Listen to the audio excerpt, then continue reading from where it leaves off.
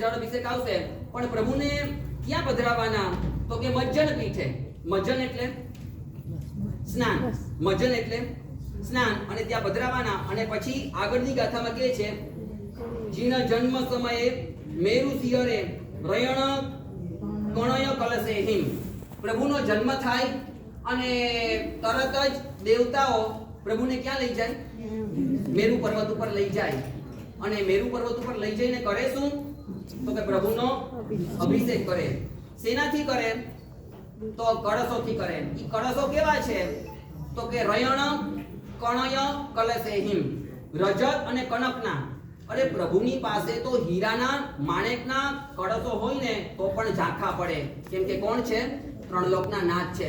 પ્રભુની પાસે આ સિંહાસન છે ને, આ મેરુ પર્વતની ઉપમા રૂપા દીગડું છે ને, ઈ કદાચ સોનાનું બનાવીએ અને સોનાની અંદર હીરા જડીએ ને તો પણ એ ઓછું પડે. એવા પ્રભુના અભિષેકની અંદર જે કળશોનો ઉપયોગ કરવાનો છે, ઈ દેવોને કેવી ભક્તિ હશે કે ભાઈ અભિષેક તો બરાબર છે, અભિષેક પાણીથી કરવાનો છે, પણ પાણી જેની અંદર ધરવાનું છે ને ઈ પણ સાધન કેવા જોઈએ?